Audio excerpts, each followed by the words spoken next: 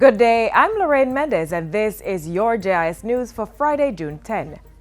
The Economic Program Oversight Committee EPOC is reporting that Jamaica's economic account has gotten off to a good start for the 2016-2017 fiscal year. At EPOC's press briefing yesterday, co-chairman Richard Balls pointed out that the net international reserves at the end of May was a quite substantial $2.3 billion. Tax revenue is also performing well, while expenditure was less than budgeted, which he attributed to the election and consequent delayed budget. This contributed to a significant primary surplus target of $6 billion for April. So for the first month of the fiscal year, we're out of the blocks very fast. Mr. Balls also remarked that the country remained on track with the IMF program, notwithstanding a change in administration. In that regard, he said the outcome of the recent IMF staff mission review of the program should be positive. It was quite positive, and that will be going to the board during the course of this month.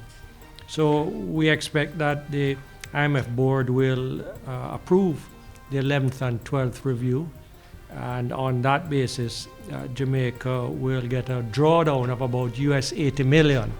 The Ministry of Industry, Commerce, Agriculture and Fisheries will be reviewing the 2013 Micro, Small and Medium Enterprises, MSME and Entrepreneurship Policy.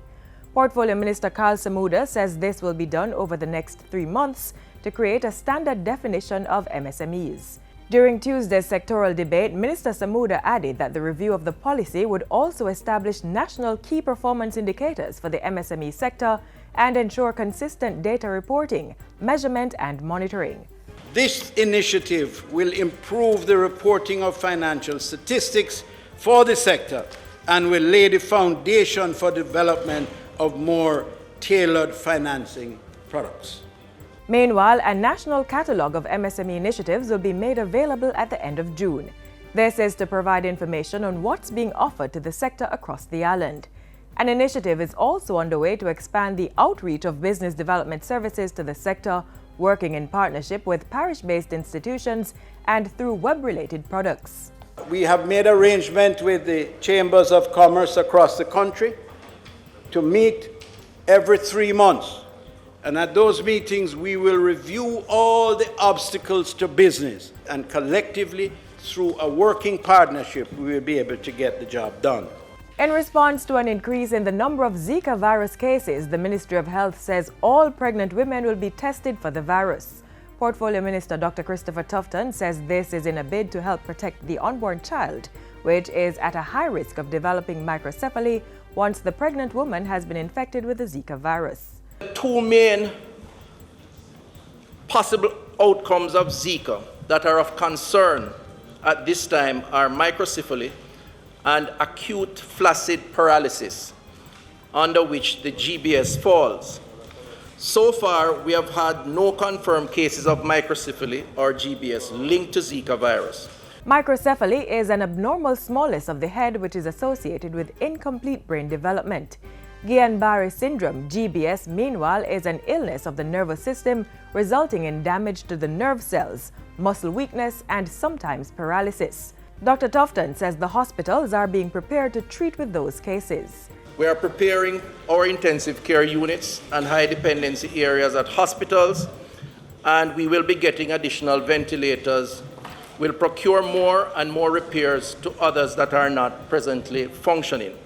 As at May 29, there were 21 confirmed Zika cases. People are encouraged to search for and destroy mosquito breeding sites to help contain the spread. The Ministry of Education will soon be launching a book rental program for high school students at the 6th form level. Currently, the book rental scheme facilitates students up to 5th form, but the minister says including upper-level students is necessary to ease the pressure on them and their parents, who can find it very costly to purchase textbooks.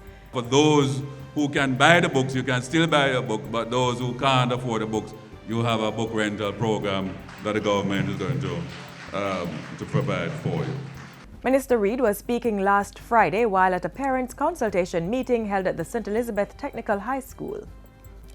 Minister of State in the Ministry of National Security, Senator Pernell Charles Jr. says government remains committed to the rehabilitation of programs and physical infrastructure at the country's correctional facilities.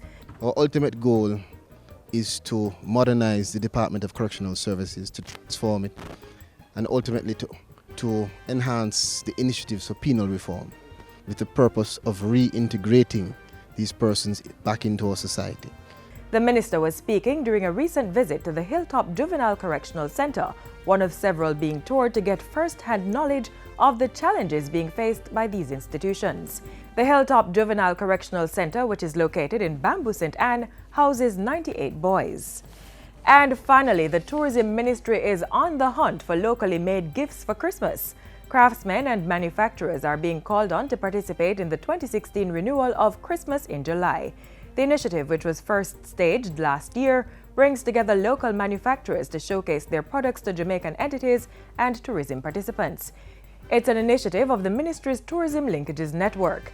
Head of the network, Carolyn MacDonald Riley, says a satisfaction survey reveals that persons were pleased with last year's show and exhibitors continue to get orders.